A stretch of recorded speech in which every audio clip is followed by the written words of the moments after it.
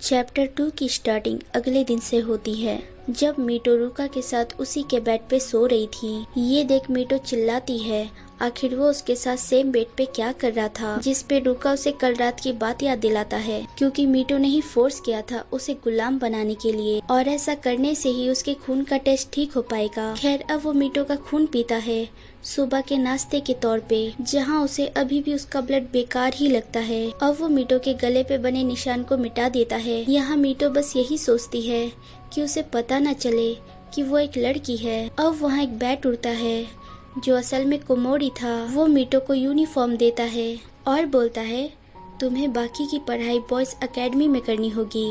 ये सुनो शॉक हो जाती है। अगले सीन में वो क्लास के लिए निकल गई थी, जहाँ रुका बोलता है, घबराने की जरूरत नहीं है, मैं तुम्हारे साथ रहूंगा। क्लास में घुसते ही उसे लड़के ही लड़के दिखते हैं। रुका बोलता है अपना इंट्रो दो, लेकिन वहाँ पढ़ने वाले लड़के बहुत अच्छे थे जो उसे काफी अच्छे से घुल मिल जाते हैं।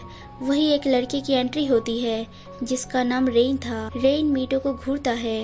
ये देख मीटो कंफ्यूज हो जाती है। अगले सीन में रुका बोलता है, मैं पार्ट टाइम जॉब के लिए कैफे जा रहा हूँ। वो उसे भी पार्ट टाइम जॉब करने के लिए बोलता है, जिस पे मीटो रेडी हो जाती है। अब वो लोग कैफे पहुँच जाते हैं। कोमोरी उसे ड्रेस चेंज करने बोलता है। वहीं मीटो एक लड़के को देखती है जो उसे क्लास में दिखा था। उसका नाम जूरी था। खैर जूरी को मीटो पे शक हो चुका था, क्योंकि वो बाकी स्टूडेंट से अलग थी। उसे लगता है वो रुका का इस्तेमाल कर रही है। मीटो घबरा जाती है और पीछे हटने लगती है, जिसपे पीछे से सामान मीटो के ऊपर गिरने वाला होता है। तभी रुका आके उसे बचा लेता है, लेकिन उसके सर से ब्लड आने लगती है, इसलिए मीटो उसे घर ले जाती है। अंदर आके वो बोलता है, मैं तुम्हारा ब्लड पीऊंगा तो ठीक हो जाऊंगा, जिसपे मीटो लेट जाती है और बोलती है, पी लो मेरा खून। रुका उसका खून पी के ठीक हो जाता है। यहाँ मीटो को लगता है शायद उसे अभी भी मेरा ब्लड बेकार लग रहा है। असल में उसने रुका को कैफे में देखा था, जहाँ बहुत सारी लड़कियाँ उसकी दीवानी थी। वो चाहता तो उनमें से किसी भी लड़की का ब्लड पी सकता था, लेकिन उसने उसे चूज किया। मीटो उससे पूछती है, ऐसा क्यों? वो उसे एक लॉकेट पहनाता है और बोलता है, मुझे बस तुम अच्छे लगते हो। खैर उसने जो लॉकेट पहनाई थी उसकी खासियत ये थी कि जब मीटो का ब्लड अच्छा हो जाएगा तब वो लॉकेट रेड हो जाएगी। यहाँ पता चलता है रुका को बस एनिमे गर्ल में इंटरेस्ट है, इसलिए वो लड़कियों का खून नहीं पीता। ये देख मीटो हंसती है।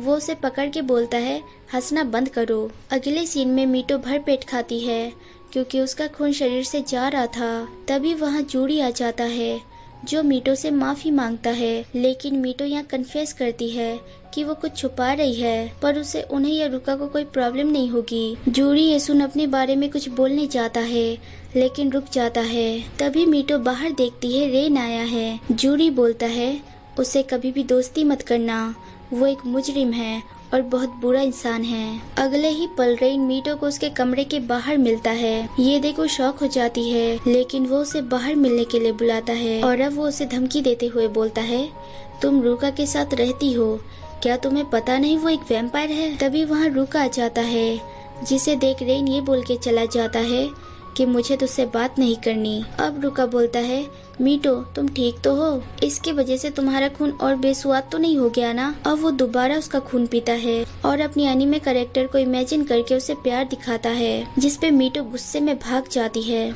अगले सीन में दिखाया जाता है वो लोग फाइटिंग प्रैक्टिस कर रहे थे, जहाँ मीटो की बारी आती है और उसे रेन से फाइट करना था, लेकिन रेन उसके गले में निशान देख लेता है और उसे खींच के बाहर ले जाता है। रुका उन्हें देखता है। यहाँ रेन बोलता है, आखिर रुका तुम्हारे साथ क्या कर रहा है, सच बताओ। वो उसे डराता है और बोलता है, अगर रुका ऐसे ही तुम्हारा खून पीता रहा तो तुम फिर कभी भी नॉर्मल लाइफ नहीं जी पाओगी, तुम भी एक वैम्पायर बन जाओगी। लेकिन मीटो को उससे कोई फर्क नहीं पड़ता, क्योंकि उसका कोई नहीं है।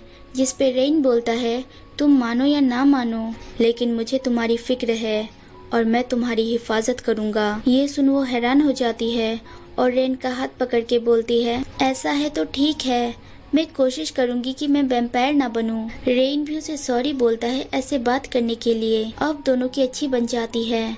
वो दोनों साथ चले जाते हैं, लेकिन रुका उनकी सारी बात सुन लेता है और बोलता है, मीटू खतरे में है।